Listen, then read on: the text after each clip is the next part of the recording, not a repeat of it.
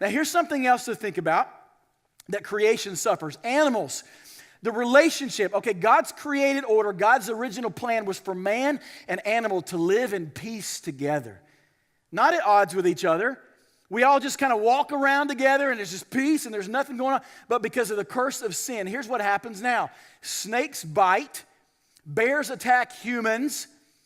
Animals attack other animals. Animals are afraid of men. Men kill animals. That is not God's original design for this world. Now, I want to let you know that because we don't look at that. We're like, foods, animals, that's just the way everything is in the world. That is not true. These are all repercussions from the curse of sin that entered into the world. Animals. Let's talk about the relationship between animals and man and animals in the new glory. I get this question a lot of times. Man, is there going to be animals in heaven? Okay? Are going to be animals in heaven? The answer to that is yes. There are going to be animals in heaven. But listen, okay, I love you. Your dog Precious is not going to be resurrected. It does not have a soul. Animals are not spiritual.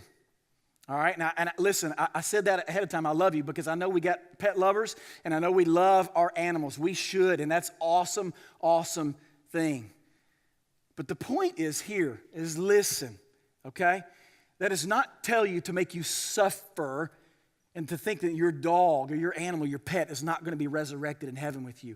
The purpose of underneath all of that stuff I just said is that when you get to future glory in heaven, you're not going to be looking for your dog. You are in the presence of God. He fulfills everything in you. That's the victory of future glory. And that is what I want you to know. There will be animals in heaven. They'll be for God's glory, not our comfort. And all of these things will be restored to the original peace, the creation of the world. Listen to what Isaiah 11 says. We're not going to read it. I want to paraphrase it. Listen to this, because this is crazy. This is what it's going to look like in the new heavens with animals. It says the wolf is going to lie down with the lamb, the leopard and the goat together. A lion and a calf are going to be kicking it together. Listen to this one. All right, read it up later if you want to in Isaiah 11. It says that the nursing child will play with a cobra. The weaned child will put its hand inside an adder's den, and the adder doesn't do anything to it. It doesn't hurt it, doesn't destroy it. There's peace between animal and man. There's also peace between animal and animal. Sharks don't have to eat seals anymore for food. Lions don't kill zebras anymore. They eat straw like the ox does.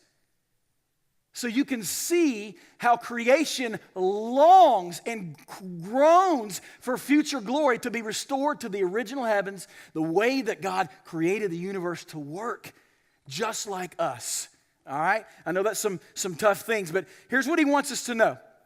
In verse 20, he's letting us know that the creation of the world didn't bring it upon itself, that God actually subjected it to the suffering. So God says, creation, you're gonna suffer. He made it suffer. So God is powerful. He is authoritative. He said this is going to happen. So when you see something happening in the earth today, that's not just happenstance. God said it's going to happen. He cursed the ground. He cursed the universe. In Genesis 3:17, you'll see he cursed the ground and he cursed everything physically in it. That is a result of God's power, not the absence of his power. So if God causes suffering, that means there must be suffering and there must be purpose in that suffering.